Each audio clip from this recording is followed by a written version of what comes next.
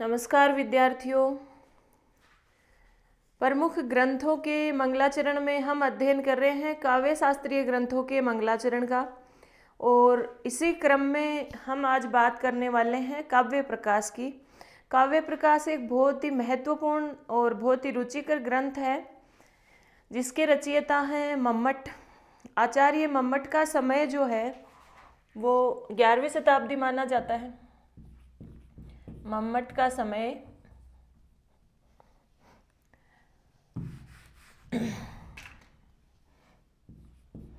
रचयिता है मम्मट और समय है इनका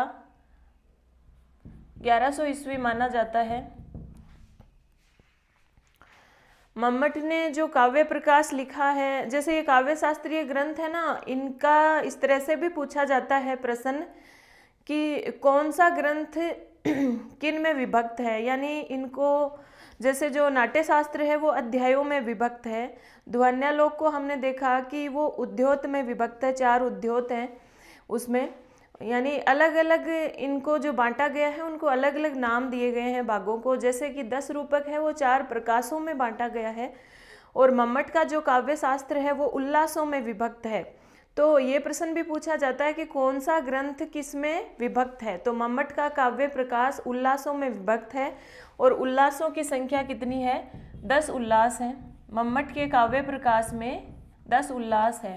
काव्य प्रकाश का अर्थ है काव्य का प्रकाश, यानी काव्य के ऊपर प्रकाश डाला है। काव्य क्या होता है? कवि कर्म काव्य, कवि ने जो लिखा है वो काव्य ही है।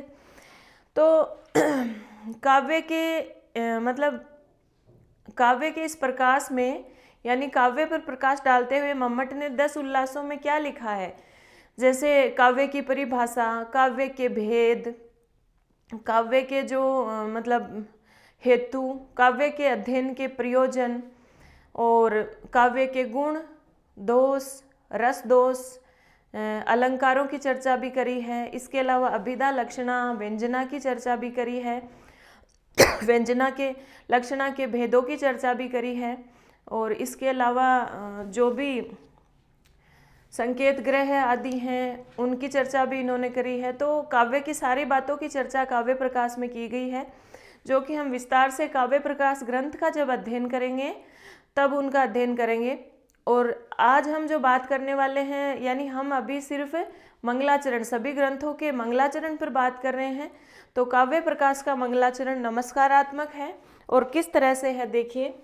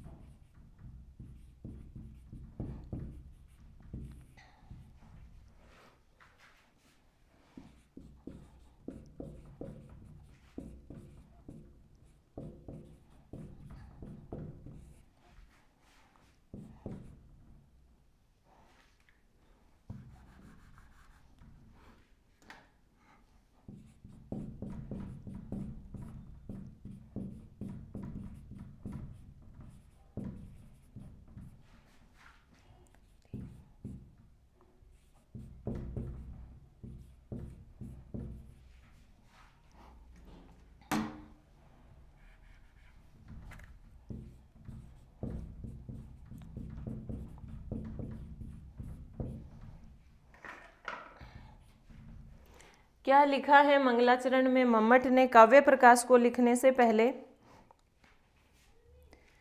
नियतिकृत नियम रहिताम, नियतिकृत नियम रहिताम, हलादेकमयीम अनन्ये परतंत्राम, नवरस रुचिराम निर्मितिम आदति भारती कवेर जयते। नियतिकृत नियम रहिताम हलादेकमयीम अनन्य परतंत्राम नवरस रुचिराम निर्मितिम आदति भारती कवेर जयति। भारती कवेर जयति, कवे है, कवि की षष्ठी विभक्ति है, कवि शब्द षष्ठी एक वचन। कवि की, भारती यानी वाणी या सरस्वती की, जयति जय हो। किस तरह का मंगलाचरण है? नमस्कारात्मक। किसको नमस्कार किया गया है? कवि की वाणी को या माँ सरस्वती को नमस्कार किया गया है। और इस कवि की वाणी की जो विशेषताएं इसमें बताई गई हैं बहुत सारी, कि कवि की जो वाणी है, सरस्वती है, कवि की रचना है, वो किस प्रकार की होती है। नियतिकृत नियम रहिताम, नियतिकृत, नियति के द्वारा कृत, नियति के द्वारा, सृष्टि के द्वारा, विधाता के द्वारा बनाए हुए, नियम रहिताम, नियमों से रहित। नियतिकृत नियम, नियतिकृत नियम, नियतिकृत जो नियम है उनसे रहिताम, रहित है। यानी कवि की रचना, कवि की वाणी, विधाता के द्वारा जो नियम बनाए गए उनसे रहित है। कैसे रहित है? देखो, विधाता ने नियम क्या बनाया है? दिसंबर जनवरी में बहुत तकड़ी ठंड पड़ेगी, सावन भादों में बहुत तकड़ी बारिश होगी, ये विधाता के नियम हैं और ये निश्चित है। लेकिन कवि ने कहा दिसंबर जनवरी में, माघ के महीने में भी वर्षा ऋतु की कविता की रचना कर रहा है, मेघदूत जैसे किसी काव्य की रचना करता है। सर्दियों के मौसम में प्रचंड गर्मी के ऊपर, ग्रीष्म ऋतु के ऊपर कविता लिख देता है, काव्य लिख देता है, तो क्या उसे कोई रोक पाएगा? क्या कवि को रोक पाना संभव है? नहीं है। यानी जो विधाता की सृष्टि है, ब्रह्मा की सृष्टि है, उससे, उसके मतलब उसके नियमों से रहित है कवि की रचना। रहिता मतलब, रहित का मतलब क्या होता है? किसी भी चीज़ से अलग होना, यानी किसी भी चीज़ के बिना होना। तो कवि की जो रचना है, कवि की जो सृष्टि है, वो विधाता के नियमों से रहित है। दूसरी बात है ह्लादेकमयीम। यहाँ तक देखिए, ह्लादेकमयीम, ह्लाद, ह्लाद यानी आह्लाद, आनंद, सिर्फ एक यानी एकमात्र, आनंदमयीम, आनंद देने वाली है, आनंद स्वरूपा है। कवि की सृष्टि, कवि की रचना एकमात्र आनंद स्वरूपा है।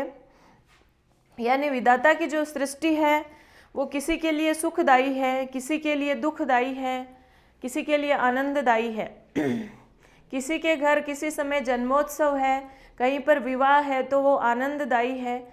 और उसी समय अगर कोई मृत्यु की घटना घटित हो जाए तो वो दुखदायी भी बन जाती है, पीड़ादायक बन जाती है। तो विधाता की सृष्टि दुखदायी भी है, सुखदायी भी है, आनंददायी भी है। लेकिन कवि की सृष्टि, कवि की रचना एकमात्र ह्लादेकमयी, आनंद स्वरूपा है। कैसे? हास्य और करुण, हास्य और श्रृंगार में तो रस है ही है, आनंद ही आनंद है। लेकिन कवि का जो करुण रस है वो भी आनंद देने वाला है। कोई ऐसी रचना पढ़ रहे हैं, आंसू बह रहे हैं, अत्यधिक करुण रस है, लेकिन उस करुण में भी आनंद है। आंसू बहाते हुए भी आप ये नहीं कहेंगे कि अरे क्या लिखा है ये, बहुत दुख दे दिया, बहुत आंसू बह रहे हैं, दुखी हो गए। नहीं, यही कहेंगे, वाह रे कवि, क्या लिखा, क्या लिखा है, क्या आनंद प्राप्त हुआ है। अभिज्ञान शाकुंतलम को पढ़ते हुए, कादम्बरी को पढ़ते हुए तो आनंद प्राप्त होगा ही, लेकिन उत्तर रामचरितम में करुण रस है, उसको पढ़ते हुए भी, आंसू बहते हुए भी आनंद की प्राप्ति कराएगी। तो कवि की रचना में सिर्फ और सिर्फ क्या है? आनंद है। तो कितनी विशेषताएं बताई हैं ये भी पूछा जाता है परीक्षा में, कि जो कवि की भारती है, कवि की रचना है, उसकी कितनी विशेषताएं बताई है। एक विशेषताएं हो गई नियतिकृत नियमों से रहित, दूसरी विशेषता हो गई ह्लादेकमयी, एकमात्र आनंद देने वाली, और तीसरी विशेषता है मैं से ए निकलेगा, अनन्य परतंत्राम। अन्य परतंत्र का मतलब क्या है? कोई ऐसा व्यक्ति, कोई ऐसी वस्तु जो किसी अन्य के अधीन हो। लेकिन यहाँ है अन्य परतंत्राम, और अन्य का परतंत्र का मतलब जो किसी अन्य के अधीन नहीं हो, सिर्फ एक के ही अधीन हो। तो अन्य परतंत्राम का मतलब कवि की रचना सिर्फ कवि की प्रतिभा के अधीन है, कवि की प्रतिभा के अतिरिक्त अन्य किसी के परतंत्र, अन्य किसी के अधीन नहीं रहने वाली। तो कवि की प्रतिभा के अतिरिक्त अनन्य परतंत्र यानी अन्य किसी के अधीन न रहने वाली, यानी कवि की रचना सिर्फ कवि की प्रतिभा के अधीन है।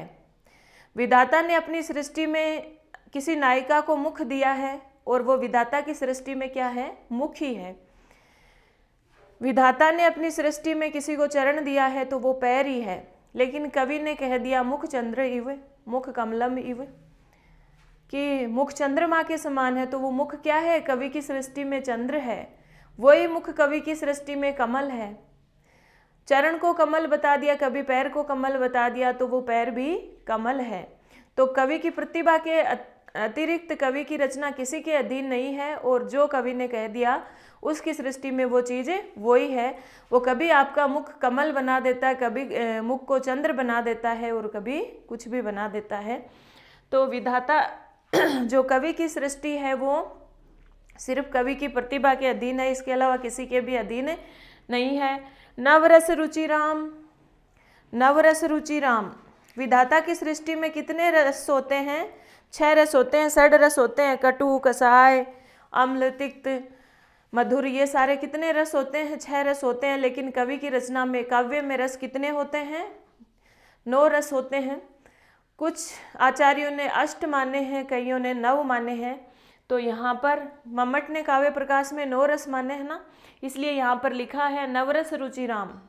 हम भरत मुनि का नाट्य शास्त्र पढ़ के आए हैं, तो ब्रह्मा और भरत मुनि ने 8 रस माने हैं, शांत रस को उन्होंने नहीं माना है। मम्मट ने काव्य प्रकाश में और आचार्य विश्वनाथ ने साहित्य दर्पण में 9 रस माने हैं, शांत को भी रस माना है।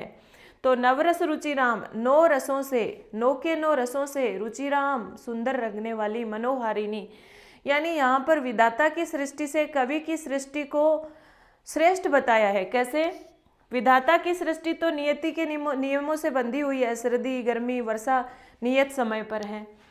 विधाता की सृष्टि जो है वो आनंद भी देती है, सुख भी देती है और दुख भी देती है। कवि की सृष्टि सिर्फ और सिर्फ आनंद देती है। विधाता की सृष्टि दूसरे नियमों के अधीन भी है, लेकिन कवि की सृष्टि सिर्फ कवि की प्रतिभा के अधीन है। विधाता की सृष्टि में 6 रस हैं, लेकिन कवि की रचना में 9 रस हैं। तो इस तरह की कितनी विशेषता बताई, 1, 2, 3 और 4। तो नियतिकृत नियमों से रहित, एकमात्र आनंद स्वरूपा, कवि की प्रतिभा के अतिरिक्त अन्य किसी के परतंत्र नहीं रहने वाली, और 9 रसों से मनोहारिणी, निर्मितिम आदति, रचना को करने वाली, निर्मितिम यानी रचनाओं को करने वाली, रचनाओं को धारण करने वाली, कवेर भारती जयती, कवि की वाणी को, कवि की वाणी की जय हो, कवि की सरस्वती की जय हो। इस प्रकार से नमस्कारात्मक मंगलाचरण है, और इसमें अन्वय की आवश्यकता ही नहीं है। नियतिकृत नियम रहिताम ह्लादे एक मयिम अनन्य परतंत्राम नवरस रुचिराम निर्मितिम आदतिम कवे भारती जयती। इस प्रकार की कवि की वाणी की, कवि की सरस्वती की जय हो। तो भारती का मतलब यहाँ पर कवि की वाणी भी है और माँ सरस्वती भी है। इस प्रकार से किस प्रकार का मंगलाचरण है, नमस्कारात्मक मंगलाचरण है। और आप देखेंगे कि विधाता की सृष्टि से कवि की रचना को श्रेष्ठ बताया है, उपमान से उपमेय को श्रेष्ठ बताया है, अतिरेक बताया है, इसलिए व्यतिरेक अलंकार है, और छंद इसमें आर्या है। ठीक है, तो ये बात हो गई काव्य प्रकाश के मंगलाचरण की। और काव्य प्रकाश में से के मंगलाचरण से अगर कोई प्रश्न आएगा तो गलत होने की संभावना न के बराबर होनी चाहिए। इसके बाद अगली क्लास में हम मिलेंगे आपसे आचार्य विश्वनाथ के साहित्य दर्पण के मंगलाचरण के साथ। तब तक के लिए धन्यवाद।